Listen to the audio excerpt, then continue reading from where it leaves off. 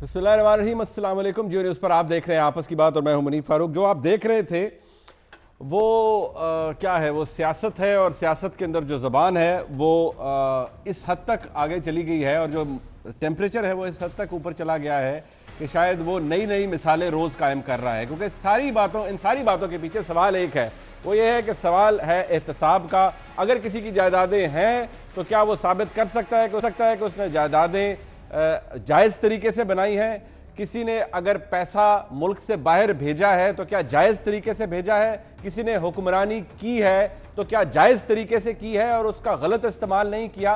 इन सब बातों के पीछे सवाल एक ही है। जिस हद तक ये मामला आगे जा रहा है, अगर यही स्पीड रही और यही ज़बान रही तो शायद वाकई जो कहा जाता है कि सियासतदानों पर लोग हंसेंगे, तालियां बजाएंगे कि यही है मुल्क की सियासत और यही है पार्लियामान के अंदर बैठे हुए मौजूद सियासतदान। ये एहतसाबी अमल है या इंतकामी अमल है, इसका फैसला बहरहाल अदालतों से होना है और अदालतें हमारे मुल्क में आज़ाद हैं। मेरे साथ मौजूद हैं इस तमाम मामले को देखने के लिए इस्लामाबाद से अंदलीब अब्बास साहिबा MNA है पाकिस्तान तहरीक इंसाफ की। अगर मैं ये कहूँ कि ओरिजिनल तहरीक इंसाफ का हिस्सा रही हैं हमेशा से तो गलत नहीं होगा। उनके साथ तशरीफ़ रखते हैं जनाब मुल्क के मुमताज़ सहाफ़ी जनाब काशिफ अब्बासी साहब। किसी तारुफ के मोहताज नहीं। काशिफ अब्बासी साहब से हमने काम आज रेफरी का लेना है, एज़ यूजुअल हम उनसे रेफरी का काम ही लेते हैं। और मियाँ जावेद लतीफ़ साहब मौजूद हैं लाहौर में मेरे साथ PMLN की नुमाइंदगी के लिए, क्योंकि इमीडिएट हुकूमत इससे पहले जो लास्ट हुकूमत थी PMLN की थी तो जवाबदेही भी अब PMLN से हो रही है। पीपल्स पार्टी का तो रिसेंटली मामला सामने आया है GIT का, जिसके बाद पीपल्स पार्टी ये समझ रही है कि वो भी गवर्नमेंट का ताल्लुक है उस GIT के साथ। सियासी मौक़िफ़ अपनी जगह मौजूद है। मैं लेकिन काशिफ भाई साहब ज़रा बात आपसे इसलिए स्टार्ट करना चाहूँगा क्योंकि ये वो बात है, ये वो ड्राइव है या ये वो सवाल है जिसके बारे में आजकल हर कोई बात कर रहा है कि जो हो रहा है ये एहतसाब है और एहतसाब दुरुस्त भी है या नहीं है। लेकिन क्या ये सवाल पूछना किसी भी सियासी जमात से या किसी भी सियासी लीडर से कि यार आपने हुक्मरानी की है तो क्या आपने उसका दुरुस्त इस्तेमाल किया है, आपने अपने इख्तियारात का नाजायज़ इस्तेमाल तो नहीं किया। अगर आपकी प्रॉपर्टी है तो क्या आप साबित कर सकते हैं कि आपकी प्रॉपर्टी जायज़ पैसे से बनी है। क्या ये गलत है और अगर गलत है तो आज की तारीख में क्यों गलत समझा जाता है? देखिए, इसको गलत कोई नहीं कहेगा। आप मुस्लिम लीग नून से भी और पीपल्स पार्टी से भी ये पूछें कि जरदारी साहब के एसेट कहाँ से बने, मियाँ साहब के कहाँ से बने, वो ये नहीं कहते कि आप हमसे ये सवाल ना पूछें। वो ये नहीं कहते कि हम एहतसाब के खिलाफ हैं। वो उनका आगे से डिफेंस ये है हम अक्रॉस द बोर्ड एहतसाब कहते हैं और वो बात उनकी बात दुरुस्त है। लेकिन कहीं ना कहीं जाहिर है पार्टी लीडरशिप, क्योंकि ये पार्टियां जमहूरी सियासी पार्टियां इन द क्लासिकल सेंस तो नहीं है, ये तो चंद लोग हैं जिनके नीचे बहुत सारे लोग और इकट्ठे हो गए हैं और हम इसको जमहूरियत का नाम देते हैं। यानी भुट्टो खानदान से पीपल्स पार्टी बाहर नहीं निकलेगी, शरीफ खानदान से ऐसा लगता है कि मुस्लिम लीग बाहर नहीं निकले, और सो इस वजह से मियाँ साहब जो कहेंगे वो सबको करना पड़ेगा। मियाँ साहब पर मुश्किल आएगी, जरदारी साहब पर मुश्किल आएगी, पूरी पार्टीज को डिफेंड करना पड़ता है। सो वो हाजिरियां लगाने के लिए डिफेंड तो करते हैं, लेकिन यकीन माने बहुत से लोग ये जो आपने अभी जुबान दिखाई उस पर मुझे एक मुस्लिम लीग नून के साहब ने कहा, मैं नाम क्या लूं उनका, उन्हें कहा देखें जुबैर साहब भी अपना मुंह छुपा रहे थे जिस वक्त मुशाहिद साहब बात कर रहे थे। I am not joking. Muslim League Noon के वो साहब जो इस जगह बैठे थे उनकी बात बता रहा हूं कि कुछ लोग कहते हैं हम इस चीज से सब्सक्राइब नहीं करते जो जुबान नहीं कर रहे। हम कोशिश करेंगे एक बहस करने की जो लॉजिकल बहस होगी, लेकिन इससे आगे हम इस जुबान से के साथ नहीं चलना चाहते। लेकिन प्रॉब्लम क्या है? प्रॉब्लम ये यहाँ पर पाकिस्तान में बड़ा मसला है। मसला ये हमसे सवाल कोई ना पूछे। हम में से कोई सियासी जमात जवाब देने को तैयार नहीं, कोई देना ही नहीं चाहता। और ये बड़ा बुनियादी सवाल है डेमोक्रेसीज में कि आपके पैसे कहां से आए। देखिए, मियाँ साहब के हो सकता है पैसे ठीक हो, लेकिन आपको जस्टिफाई करना पड़ेगा कि वो ठीक है। आपका कहना काफी नहीं है। जब इनसे सवाल पूछे कि मियाँ साहब कैसे सेटअप हुई, उसका जवाब होता है 70 में सबसे बड़ी कंपनी हम थे। देखिए, 70 का मसला नहीं है, 90 और 2000 का मसला है। 70 में हो सकता है मैं लाखपति करोड़पति हूं, I still have to justify my money trail. ठीक, आसिफ जरदारी साहब को अब भी बताना पड़ेगा ये फैक्ट्रियां कहां से लग रही हैं जो मुबैना तौर पर उनकी। We don't want to answer these questions. मेरा आखिरी में देखिए, करप्शन है, मिस डिक्लेरेशन है, टैक्स इवेजन है। अगर कोई शख्स कोई भी अपनी मनी ट्रेल नहीं दे सकता किसी सियासी जमात से, उनको पॉलिटिक्स करने का इख्तियार नहीं है। ठीक मियां साहब, अब क्योंकि ऑपोजिशन में आप हैं, सवाल आपसे इसलिए पूछा जाता है कि आप हर बात का इल्जाम है मुस्लिम लीग नून की हुकूमत की, तहरीक इंसाफ मिली हुई है नैब के साथ, लेकिन सवाल ये है जो काशिफ भाई साहब ने कहा, मेरा भी सवाल वही है कि ये सवाल आप भी कह देते हैं कि जी बड़ा अच्छी बात है जी सवाल होना चाहिए, लेकिन जवाब ये होता है वो देखिए जी फलाना भी तो चोर है, वो तहरीक इंसाफ के अंदर भी 4 बैठे हुए हैं, वो 5वां बैठा हुआ है, वो हमने आपको बताया, आप उससे नहीं पूछते या उसको गिरफ्तार नहीं करती नैब, हमसे क्यों पूछते हैं?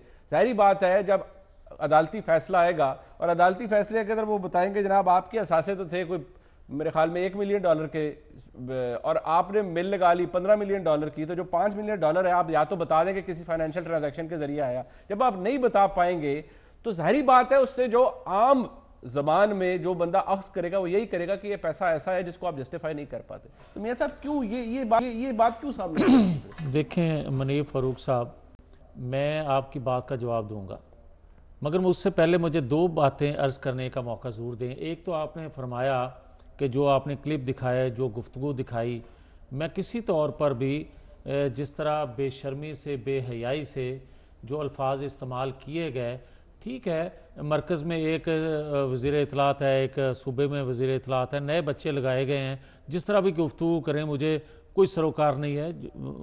लोग आप वो फवाद साहब को कह रहे होंगे ना, शेख रशीद साहब तो आपके अब आ जाए शेख रशीद। मैं यही कहने लगा था, मुझे असल तकलीफ जो है वो शेख रशीद से है। क्यों?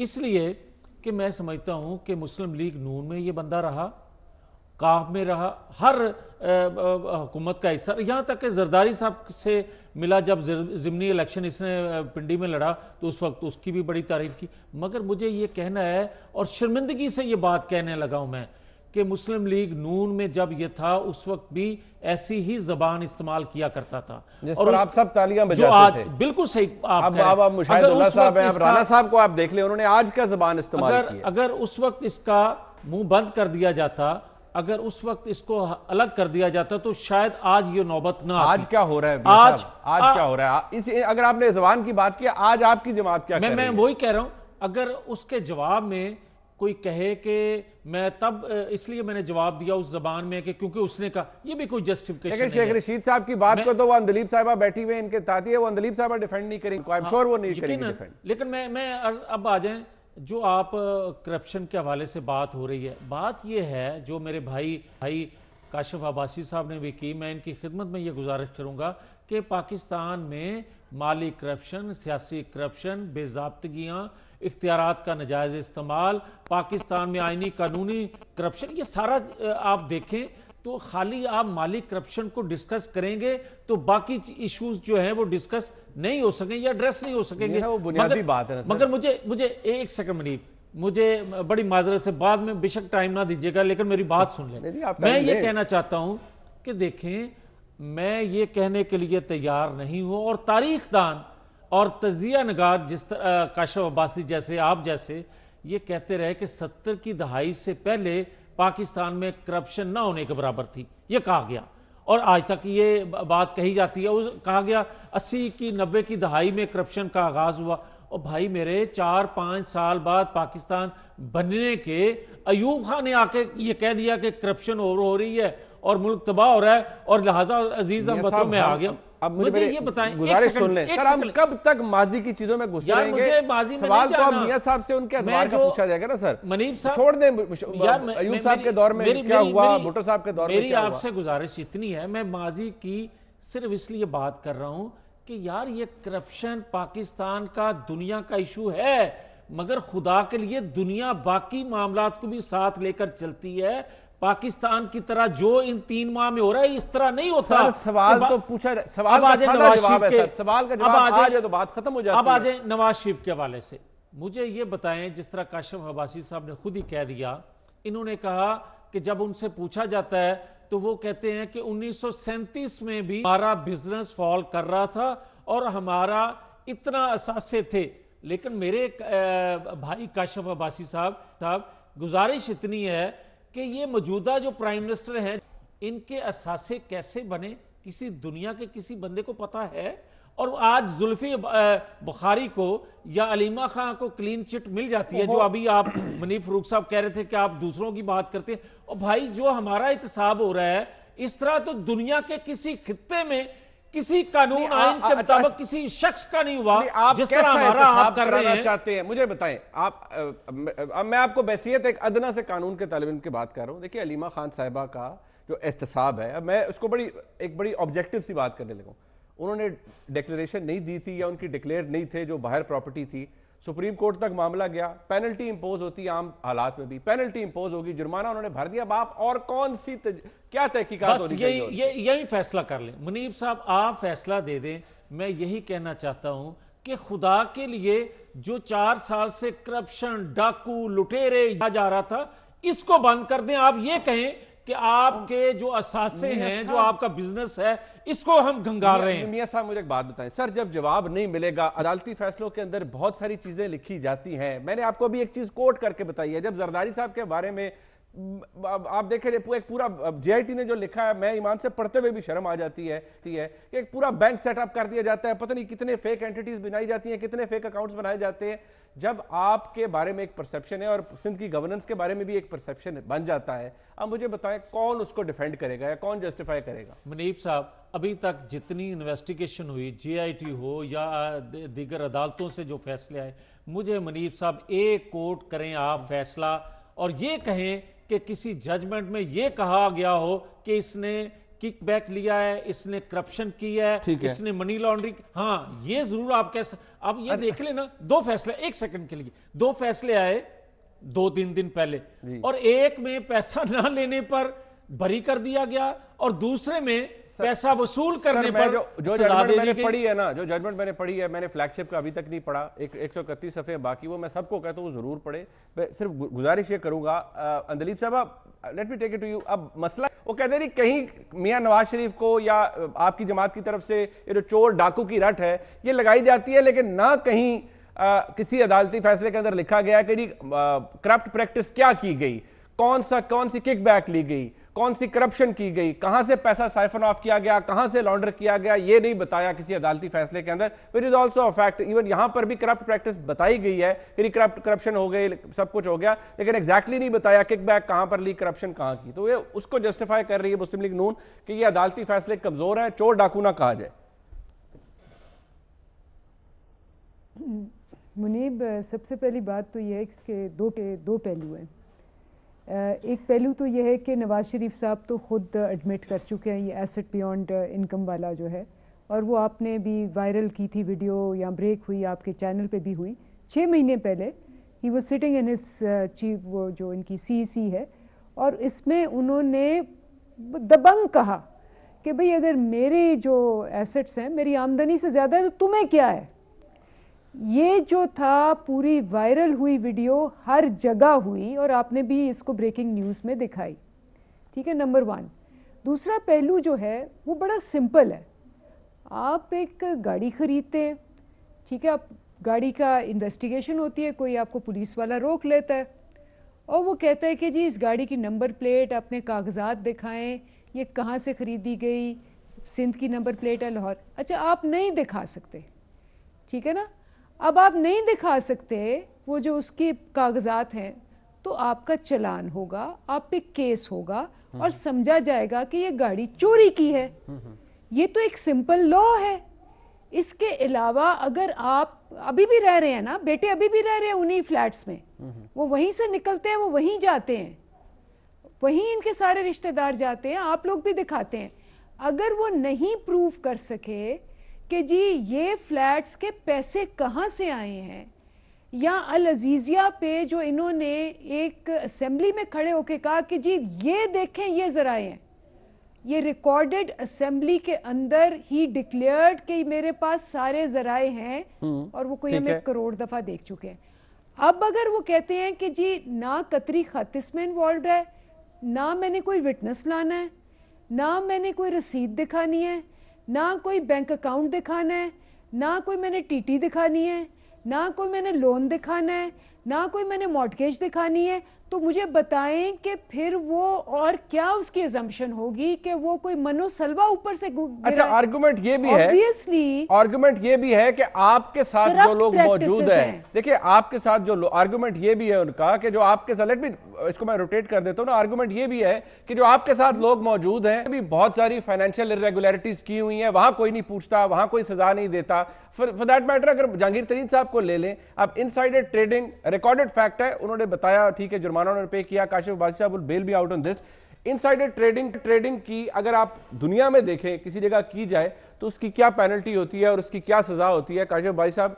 I know of a guy, Munib, I know of a guy, America में इनसाइडर ट्रेडिंग 21 साल कैद। Exactly, that's what I was trying to come at. Andleeb साहब, दो बातें, एक ये वो कहते हैं जी ठीक है, ये फैक्ट है जो मैंने बयान किया कि अदालती फैसले अब तक जो भी आए हैं, या आप एवनफील्ड का देख लें या इवन जो अभी अल अजीजिया का आया है, यहाँ पर तो कहा गया वहाँ एसेट बियॉन्ड मीन्स है, यहाँ पर कहा गया करप्ट प्रैक्टिस, लेकिन एस्टैब्लिश नहीं हुआ उन्हें 131 सफ़ात के अंदर करप्ट प्रैक्टिसेस क्या है। हाँ ये ज़रूर है कि वो जस्टिफाई नहीं कर पाए, इनको बेनिफिशियल ओनर करार दे दिया गया, लजीजिया का भी और उसका हिल मेटल का भी। अब इशू ये है जो मैंने पहले ब्रेक से अर्ज किया था कि आर्गुमेंट ये है कि आपके साथ जो लोग मौजूद हैं उन्होंने भी बहुत कुछ किया है, शायद इससे ज्यादा या इसके करीब करीब किया हो, वो सब पवित्र है, पाक है, आप उनको कुछ नहीं कहते, या उनके बारे में परसेप्शन ये है कि वो बहुत सारे साफ सुथरे लोग हैं, आप इनको चोर, आई एम सॉरी लफ्ज इस्तेमाल करना पड़ जाता है, चोर डकैत कहते हैं ऑपोजिशन को। अच्छा मुनीब, अगेन मैं इसको 2-3 पहलू से देखती हूँ। पहली बात तो ये है कि मैं इस बात पे एग्री करती हूँ, बल्कि मैं तो सबसे पहले ये कहती हूँ कि जो पिछले 10-20 साल में ये हमारे माशाल्लाह लॉ मेकर्स ने जो लॉज बनाए हैं, वो सारी पार्लियामेंट ने मिल के वो लॉज बनाए हैं कि आपने सारे जो इलीगल प्रैक्टिसेस है ना उसको लीगल करना है, नाजायज़ काम को आपने जायज़ करना है। अच्छा, इसके अंदर बहुत सारे लॉज शामिल हैं। फॉर एग्जांपल आप देखें कि मैंने तो इस पे लिखा भी बहुत है, पूरे आर्टिकल्स लिखे हैं इस पे, कि आपको अरबों रुपए की करप्शन पे, करप्ट प्रैक्टिसेस पे आपको पकड़ा जा रहा है, आपको बेटर क्लास जेल दी जा रही है, बी क्लास जेल दी जा रही है, और वो जो बेचारे हजार रुपए वाले जो गरीब आदमी जो जेलों में पड़े, जरा उनकी जेलों की हालत देखें। और ये सारे लॉज इन्होंने खुद परपेचुएट किए हुए हैं। उसके बाद ये जो प्रोडक्शन ऑर्डर होता है कि जी आप जो मर्जी कर लें, क्योंकि आप पार्लियामेंट में हैं तो आपको प्रोडक्शन ऑर्डर होता है, आप आके मिनिस्ट्रियल इनक्लेव में रहते हैं, आप पीएससी के हेड बन जाते हैं, ये सारे इन्होंने खुद किए हुए हैं। चलिए वो तो आपके ऊपर है ना, आप ये कानून तब्दील कर दें, आप कानून तब्दील कर दें कि इनको मिले भी सी क्लास और किसी क्वार्टर में रखा जाए, वो रखा जाए, ठीक है। बट एक सवाल अपनी जगह मौजूद है कि ये काशिफ भाई साहब आर्गुमेंट क्या है, पार्टी है चाहे किसी की पार्टी, काशिफ भाई साहब आर्गुमेंट क्या है कि पब्लिक मनी भी जाया की, चोरी की, आवाम का पैसा लूट कर खा गए, बाहर चले गए, सब कुछ। अब सवाल इसलिए अब सामने बार बार करना पड़ जाता है कि देखिए अदालती फैसले आते हैं, जैसे मैंने अर्ज किया कि वो कहा जाता है कि करप्ट प्रैक्टिस की गई, एस्टैब्लिश, ये नहीं पता लगता कि एग्जैक्टली क्या हुई। शहबाज शरीफ साहब के खिलाफ नायब अदालत के अंदर पेश करता है कि 7.5 करोड़ रुपए का पब्लिक जो मनी है उसको नुकसान हुआ, हुकूमती खजाने को नुकसान हुआ आशियाना केस के अंदर, ठीक है, सजा, अगर किसी ने नुकसान किया तो सजा भी होनी चाहिए। खैबर पख्तूनख्वा के अंदर एक एहतसाब कमीशन बनता है, रिकॉर्डेड फैक्ट है 70-80 करोड़ रुपया खर्च हो गया। वजीर इत्तलात टीवी पे बैठ के कहते हैं हो गया, इसमें क्या इशू है, अगर हो गया तो कोई बात नहीं। अब वो भी एक एग्जीक्यूटिव डिसीजन है, एक एडमिनिस्ट्रेटिव डिसीजन है, ना वो पैसा परवेज खटक साहब की जेब से गया जो जाया हुआ, ना इमरान खान साहब की जेब से गया जो जाया हुआ। वहां पर जो एहतसाब का म्यार है या जो एहतसाब है वो रुक जाता है या बिल्कुल स्नेल पेल पे आगे चलता है। एहतसाब का म्यार या उस पर एतबार कोई कैसे करेगा? ऑपोजिशन की ये बात जो आप भी सुनते हैं, मैं भी सुन रहा हूं, ये फिर सुननी पड़ेगी सबको। देखिए आपकी बात ठीक है मुनीब, कल प्रेस कॉन्फ्रेंस जो हुई एहसन इकबाल साहब ने कहा कि अगर शफाफ एहतसाब हो तो 50% हुकूमती वजीर जेल में हो। मैं नहीं जानता कि पिछले 10 साल में इनको जेल में क्यों नहीं डाला गया। कुछ पीपल्स पार्टी की तरफ से आए होंगे, ज़ाहिर है पुराने वजीरों की बात कर रहे हैं, अलीम खान साहब की बात होगी, कहीं जो जुबैदा जलाल साहबा की बात होगी, जो इस तरह के वजीर जिन पर इस तरह के इल्जाम हैं, भाई क्यों नहीं करते? क्या वजह है कि 10 साल से ये निज़ाम उधर खड़ा है जहां ये बयान तो आते हैं कि नैब के पर कुतरेंगे, उसके नाखून तराशेंगे, उसको हम शरीफों की पगड़ियां उछालते हैं, लेकिन कोई ऐसा मैकेनिज्म नहीं आया इस मुल्क में जिसको देखकर सबको एतबार हो कि ये अगर काम करेगा तो ये काम ठीक होगा। इस पर सबका एतबार भी होगा, क्रेडिबल भी होगा, ये क्रॉस द बोर्ड करेगा, कानून फॉलो होगा। क्योंकि मुझे तो ये लगता है देखकर और बयानात देखकर लगता है कि कोई करना ही नहीं चाहता, वरना 10 साल बड़ा लंबा टाइम होता है इस तरह का कोई भी कानून बनाने का। तो अब अगर नहीं है तो आए आप बना लें। पीपल्स पीटीआई की गवर्नमेंट है। मुझे एहसन इकबाल साहब कहते हैं आज के लिए हमारा एजेंडा इकोनॉमी था, अगर हम एहतसाब के पीछे पड़ जाते तो हम इकोनॉमी नहीं ठीक कर सकते थे।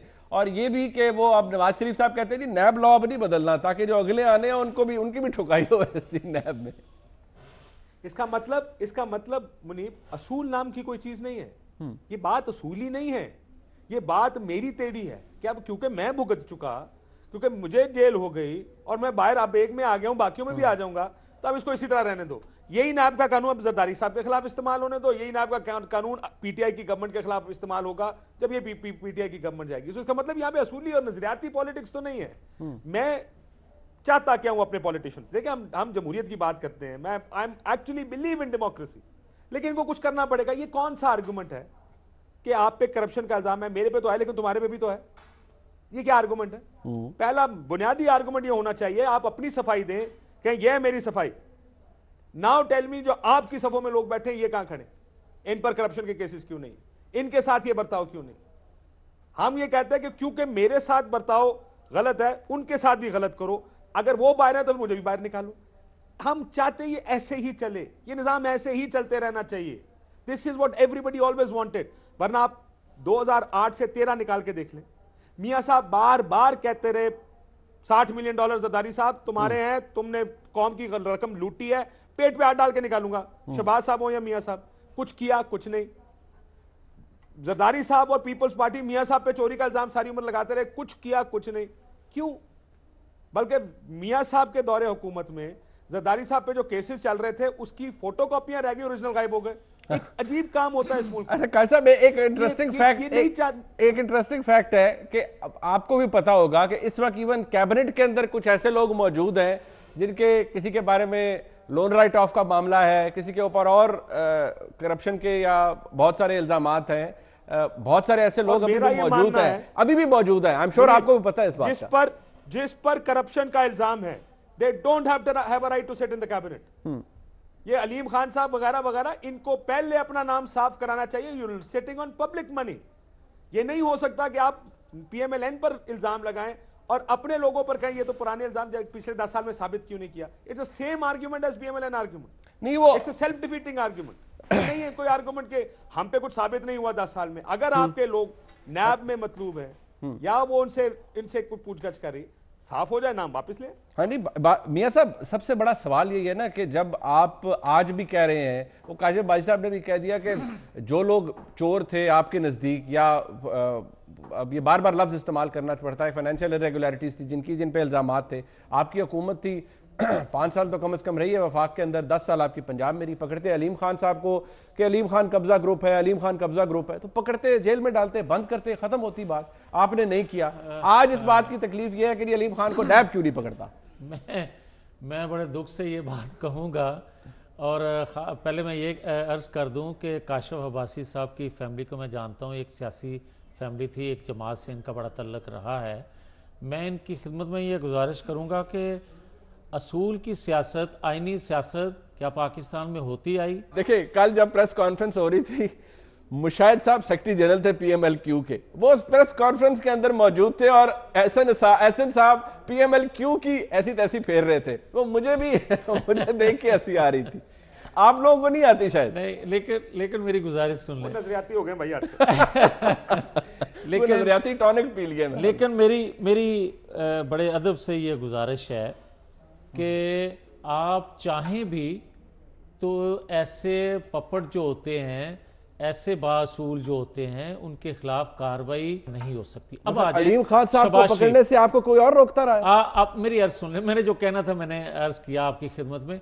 शहबाज शरीफ के हवाले से मैं अर्ज करूंगा कि आप ये देखें कि जिस कानून तो बेहतर हो सकता है ना जी। आज कानून के फ्लॉज दूर करें, कानून और आप बजा फरमाते हैं, बाहर की फोर्सेस इरेलेवेंट हो जाती हैं। आप बजा आपका निजाम ठीक हो, अच्छा निजाम हो, मजबूत निजाम हो, वो कुछ नहीं कर सकते यार, हमने तो उनको मौका दिया ये काम करने का, क्योंकि हम अपने निजाम को वो इतना सर मफलूज कर दिया, नैब चेयरमैन इतना कहते कमजोर कर हैं, दिया। नैब चेयरमैन कहते हैं हमें हमारे पीछे जो एक कैंपेन आप चला रहे हैं सब, वो कहते हैं सियासतदान चला रहे हैं, हम जो कर रहे हैं कानून के मुताबिक करें, यही नैब लॉ है, हम इसी तरह काम करते हैं। मुनीब साहब, आप लॉ की तशरीह करने वाले हैं, मैं आपकी खिदमत में भी अर्ज कर दूं 58(2)(b जी जी एक हथियार के तौर पर उस शिक को इस्तेमाल किया जाता था जब वो ख़त्म की, और जो फिर उसके बाद हुआ वो भी आपके सामने, और नैब का हथियार जो आज इस्तेमाल हो रहा है वो भी सबके इल्म में है बातें। बहरहाल मैं ये अर्ज करूंगा कि शहबाज शरीफ ने जो पंजाब में काम किया, उसने मेट्रो चला दी, और जहां खड्डे हैं,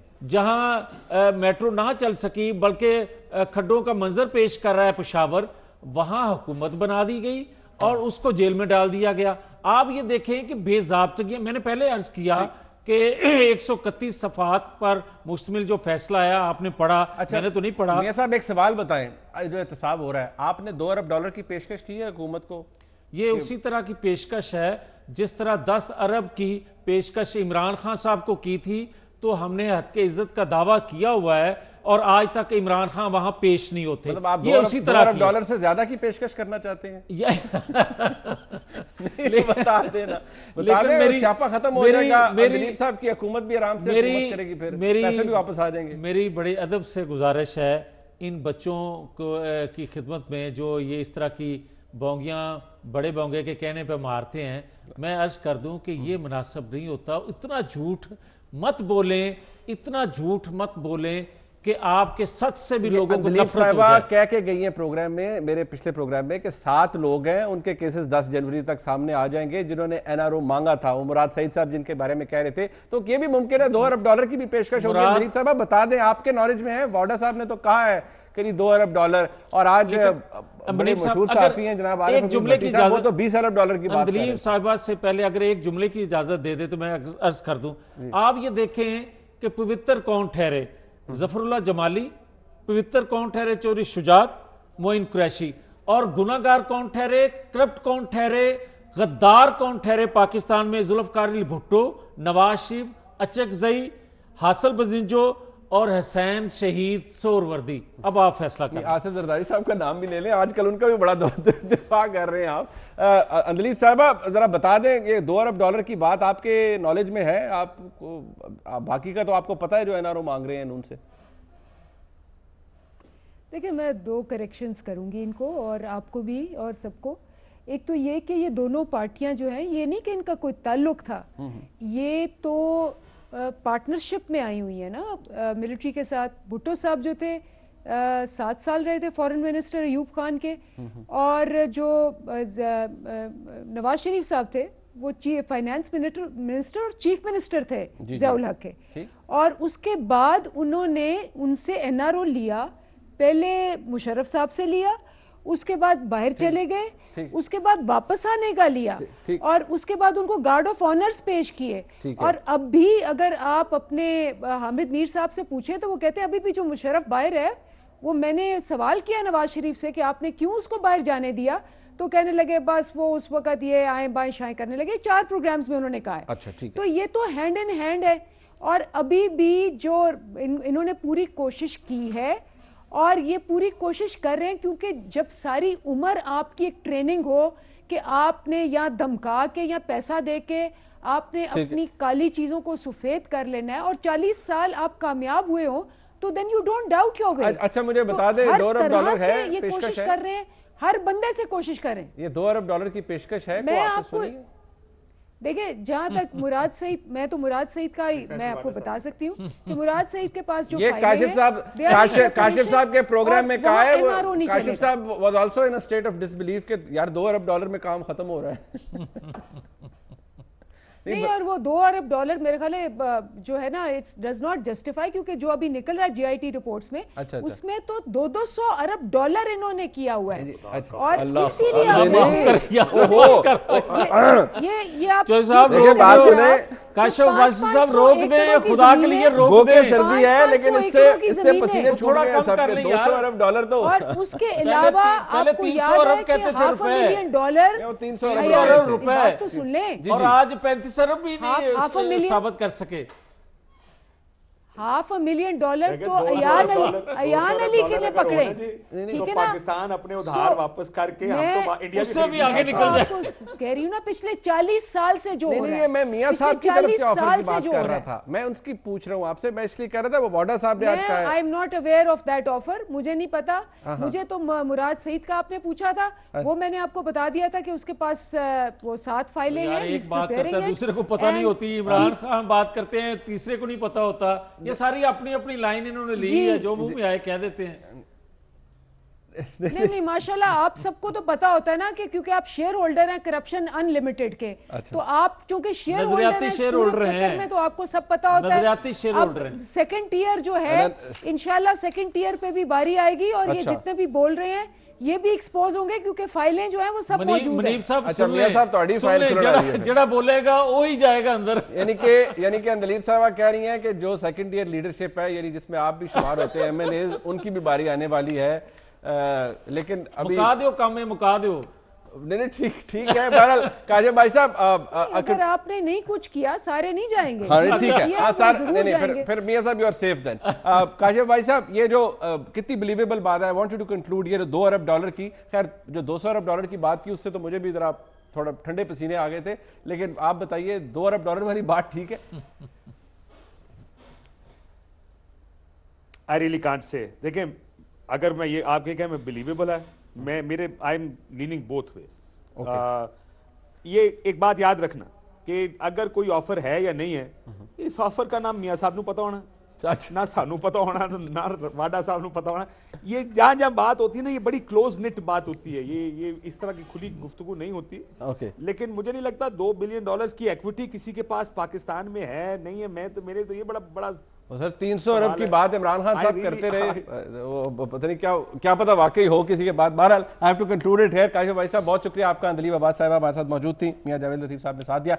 एक ब्रेक शामिल करते हैं, वापस आएंगे। अली रजा आब्दी साहब को कल बेईमाना तरीके से कत्ल किया गया, कनेक्शन कहाँ मिलता है, ताने बाने कहाँ से मिलते हैं। मुत्तहिदा कौमी मूवमेंट के जितने फैक्शंस हैं, उसमें एक फैक्शन की हिस्ट्री रही है कि वो बहुत मिलिटेंट रहा है। क्या ताने बाने वहां से मिल रहे हैं या कुछ और मामला है? अली रजा आब्दी साहब के कत्ल के बाद फिर वही दावे और रिवायती जुमलेबाजियों का दौर शुरू हो चुका है। कराची के अमन को खराब नहीं होने देंगे, कातिल तक पहुंच गए हैं, कातिल जल्द बेनकाब हो जाएंगे। साथ ही अमनो अमान की सूरत हाल पर नई रिपोर्टें तैयार होंगी, सिक्योरिटी कमेटीज की 2-4 मीटिंग्स होंगी और टॉक शोज में बैठकर मुख्तलिफ मुखालिफिन अपने अपने अदवारे हुकूमत का मवाजना करेंगे। यह सिलसिला 1 से 2 दिन तक चलेगा और फिर हम अगली खबर की तरफ बढ़ जाएंगे। कल मोहतरमा बेनजीर भुट्टो शहीद की 11वीं बरसी है। अगर 11 साल बाद बीबी शहीद के कातिल ना पकड़े जा सके तो मरहूम अली रजा आब्दी के कातिल कौन ढूंढेगा?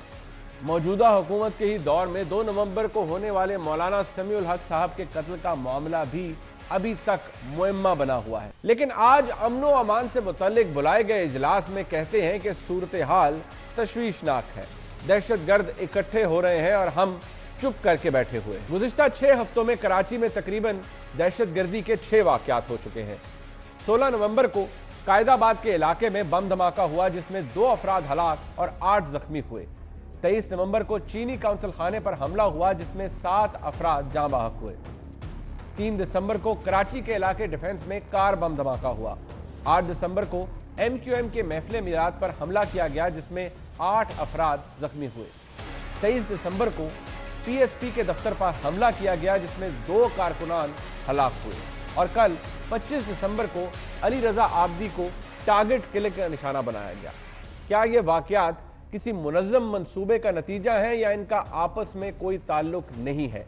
यह भी देखना है कि कामयाब ऑपरेशन का क्रेडिट लेने के लिए सब आगे आ जाते हैं, हालात खराब होने की जिम्मेदारी कौन लेगा? क्या यह वफाकी हुकूमत की नाकामी है या सूबाई हुकूमत की कोताही? बात करेंगे इस पर जनाब मजहर अब्बास साहब और MQM के रहनुमा जनाब फैजल सब्जवारी से। फैजल साहब बहुत शुक्रिया। सबसे पहले मैं आपसे ही बात का आगाज़ करूंगा। अली रजा आब्दी साहब को बेईमाना तरीके से कत्ल किया गया।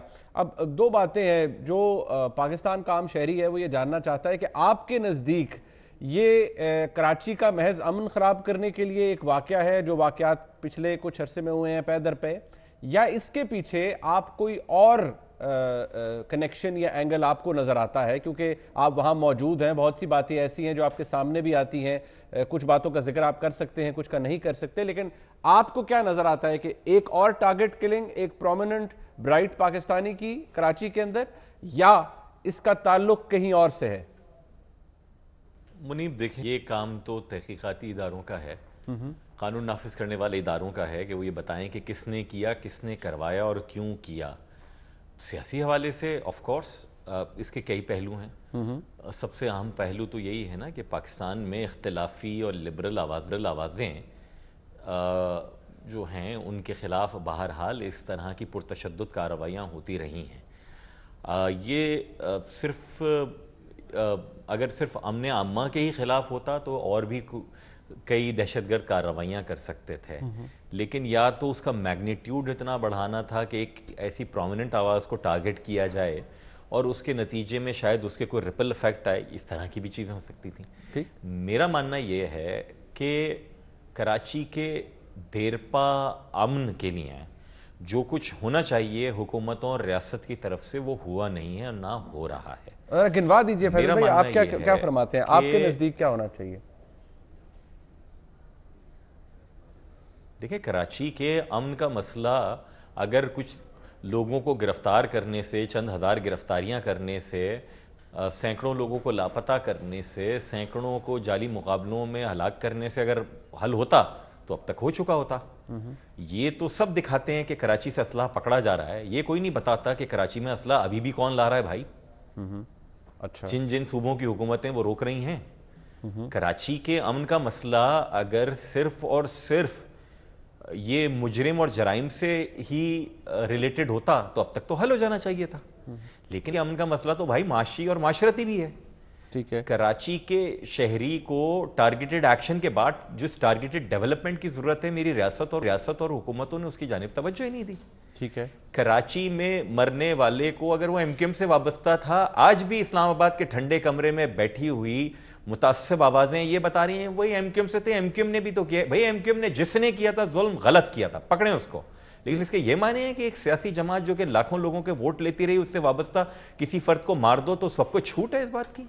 ये पॉइंट के लिए क्या किया है? ये पॉइंट आपकी जगह वैलिड है कि जो लोग पुरतशद्दुद वाक़यात के अंदर खुद मुलविस रहे उनका मुहासबा भी होना चाहिए, लेकिन जो जेन्युइन सेन वॉइसेस हैं उनके साथ महज आपके नज़दीक जो लिबरल डिसेंटिंग वॉइस है उसको इसलिए नहीं खामोश होना चाहिए। But let me take it to Mazhar Abbas साहब। मज़हर साहब, आप भी कराची के अंदर हैं, आप मुल्की सियासत के ऊपर आपकी नज़र है, ख़ासतौर पर कराची के हवाले से मैं आपसे पूछना चाहूँगा, जब जो कल हुआ दुख बहुत है, अफसोस बहुत है। फैसल साहब के तो कॉलीग भी थे, दोस्त भी थे, भाई भी थे, लेकिन एज अ कॉमन पाकिस्तानी मुझे भी बहुत दुख है कि एक ब्राइट पाकिस्तानी को इस तरह से कत्ल किया गया। मजबूरियां होती हैं, कई दफ़ा आप नहीं बोल पाते, या सख्त बात भी, या कोई ऐसी जगह कनेक्शन होता है जो आप उसको नहीं एक्सप्लोर कर पाते, लेकिन आपके नज़दीक जो हुआ है, आपके तज्जिए में, या जो अब तक आप इंफॉर्मेशन इकट्ठी कर पाए हैं, लोगों से बात कर पाए हैं एज अ जर्नलिस्ट, आपको क्या लगता है कौन है या कौन हो सकता है अली रजा आब्दी साहब के कत्ल के पीछे? शुक्रिया मुनीब। देखिए, एक तो कराची की पॉलिटिकल डायनामिक्स और जो क्रिमिनल डायनामिक्स है वो बड़ी मुख्तलिफ हैं दीगर शहरों के मुकाबले में। यहाँ आपको आप जो अंदाज़ा लगाते हैं उससे बिल्कुल कोई मुख्तलिफ चीज़ भी हो सकती है। इतने ग्रुप्स एक्टिव रहे हैं जिसका आपको पता नहीं है, इतनी कोऑर्डिनेटेड एफर्ट्स वो तैयार किए जाते हैं जिसका आपको अंदाज़ा नहीं होता, और हम कहीं किसी एक थ्योरी पे जा रहे होते हैं, होता कुछ और है। और यही हमारी इंटेलिजेंस एजेंसीज़ का माजी में फेलियर्स भी रहा है कि हम जल्दी से लोगों को पकड़ते हैं, जल्दी से उन पे केस बनाते हैं, एक आदमी पे 100 केस बना दिए जाते हैं, और जब अदालत में जाते हैं तो वो बरी हो जाते हैं। यहाँ मुझे लगता है ये बड़ा पेचीदा। अब इसी केस को देख लें आप, जो अली रजा आब्दी का केस है जिसमें उनका जिस अंदाज में मर्डर हुआ है, ये बहुत ही पेचीदा अब एंगल आ गया है इसमें। यानी वो गन जिससे अली रजा आब्दी को कत्ल किया गया, वही गन एक इंतहाई गैर सियासी लड़के की हलाकत में इस्तेमाल हुई, एहतिशाम। उसका ताल्लुक एक गैर सियासी लड़के से था, जो इरफान, जिसका ताल्लुक भी लियाकताबाद से था, लेकिन उनका एमक्यूएम से कहीं दूर दूर तक जो पुलिस ने इन्वेस्टिगेशन की है नहीं पता चला।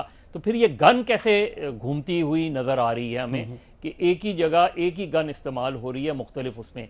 आज जब सिंध चीफ मिनिस्टर हाउस में मीटिंग हुई उसमें बड़ी तवील प्रेजेंटेशन दी गई और चीफ मिनिस्टर ने पुलिस पे अपने अपने गम और गुस्से का भी इजहार किया, क्योंकि अब जाहिर है पुलिस उस तरीके से बराह रास्त चीफ मिनिस्टर के अंडर नहीं है और जो है वो एक इंडिपेंडेंटली करते हैं। तो यही चीफ मिनिस्टर ने भी वहाँ बात की कि जी अब आपको तकरीबन कंप्लीट पावर दें तो आपकी परफॉर्मेंस क्या है। वहाँ जो प्रेजेंटेशन दी गई उन्होंने कहा कि कायदाबाद का जो ब्लास्ट है और पीएसपी का जो वो है पीएसपी के कैंप पर जो फायरिंग है और अली रज़ा आब्दी का वो एक इंटरलिंक्ड नज़र आता है, लेकिन उन्होंने चाइनीज़ कॉन्सुलेट को और कुछ दीगर वाक़यात को उससे अलग किया है। ये भी कहा गया उस पर कि तमाम MQM के जो लोग हैं, जो एक इंटेलिजेंस एजेंसीज ने वहाँ इत्तला ये है कि उन्होंने कोई लिस्ट दी है कि जी इनको हैं और इनको चीफ मिनिस्टर ने फौरी तौर पे कहा है कि उनको फौरी तौर पे सिक्योरिटी प्रोवाइड की जाए। तो वो डिफरेंट एंगल से वो देख रहे हैं कि इसमें वो इंटरनल कॉन्फ्लिक्ट्स को भी देख रहे हैं, जो MQM के इंटरनल कॉन्फ्लिक्ट्स को भी देख रहे हैं और कोई इससे फ़ायदा भी उठा सकता है। देखिए ये वाक़यात ऐसे मौके पे हुए हैं जब MQM पाकिस्तान का एक कम बैक भी हुआ है। जो जनरल इलेक्शन में वो हारे थे लेकिन लोकल बॉडीज में उनका कम बैक भी हमें नजर आता है। तो मल्टीपल फैक्टर्स हो सकते हैं। ठीक, फैसल साहब, अब आई डोंट नो ये कितना प्रूडेंट बात है इस वक्त ये इस बात को मेंशन करना, लेकिन कुछ बातें ऐसी होती हैं कि जब हम उनको अवॉइड भी करें तो लेकिन फिर भी उनको जिक्र करना शायद ज़रूरी होता है। कुछ ऐसी बातें जो मुत्तहिदा कौमी मूवमेंट लंदन है उसकी तरफ से कही गई हैं, थ्रेट्स दी जाती हैं, बहुत से रहनुमाओं का नाम आता है उसके अंदर। आपको बहैसियत एक कॉलीग याद पड़ता है कि कभी इस तरह का कोई थ्रेट अली रज़ा आब्दी साहब के लिए भी था? Is it a mayor fact कि वो एक ब्राइट प्रोमिनेंट पाकिस्तानी थे जो डिसेंटिंग वॉइस भी थे बहुत से ओकेजन्स के ऊपर, या आप समझते हैं कि ये ताल्लुक भी हो सकता है जिसका जिक्र मैं आपसे कर रहा हूं? मुनीब, जो जिक्र आप कर रहे हैं मुझे नहीं याद पड़ता कि इस तरह का कोई थ्रेट उन्हें था, लेकिन उनके मजहबी अकायद की बुनियाद पर और उनके सियासी नज़रियात की बुनियाद के ऊपर उनको बिल्कुल थ्रेट था, विच वॉज़ वेरी ऑब्वियस। और मुख्तलिफ औकात में उनको कानून नाफिज करने वाले इदारों की जानिब से, हुकूमत की जानिब से कहा भी जाता रहा और माजी में उनको पुलिस प्रोटेक्शन फराहम भी की गई थी, जो मोहतरम चीफ जस्टिस के ऑर्डर की आड़ में सिंध हुकूमत ने मुझ समेत हम सब की सिक्योरिटी विड्रॉ कर ली। और आज सूरत हाल ये है कि जिस पुलिस को हमें सिक्योर करना चाहिए उसके अपने अफसरान की हिफाजत के ऊपर कई मोबाइलें चल रही हैं। आज सूरत हाल ये है कि नेशनल एक्शन प्लान ये कहता है कि कलदम तंजीमों को नाम बदल करके काम करने की इजाज़त नहीं है, लेकिन उन्हीं कलदम तंजीमों के रहनुमाओं को पुलिस प्रोटेक्शन दी हुई है और लिबरल आवाज़ों को यहाँ पर पुलिस प्रोटेक्शन नहीं दी गई है। ठीक, फैल साहब आपका बहुत शुक्रिया, मज़र साहब आपका बहुत शुक्रिया। एक कंसर्न, जैसे कि मैंने कहा, अली रज़ा आब्दी मरहूम एक प्रोमिनेंट पाकिस्तानी थे, खदशात अपनी जगह मौजूद हैं। क्या ये इंटरनल रिफ्ट थी मुत्तहिदा कौमी मूवमेंट की मुख्तलिफ फैक्शंस की जिसका शिकार बने अली रज़ा आब्दी, या ये बाकायदा तौर पर एक ऑर्केस्ट्रेट प्लान था जिसके नतीजे में अली रज़ा आब्दी की जान ली गई, कराची का अमन ख़राब करने के लिए ये किया गया? इस गुत्थी को क्या सुलझा पाएगी या सुलझा पाएंगी पाकिस्तान में या कराची में मौजूद लॉ एनफोर्समेंट एजेंसीज? ये एक सवाल है, सिंध हुकूमत के हवाले से भी एक सवाल रहेगा। आज का प्रोग्राम आपने देखा, फीडबैक जरूर दीजिएगा। देखने का बहुत शुक्रिया, खुदा हाफिज़।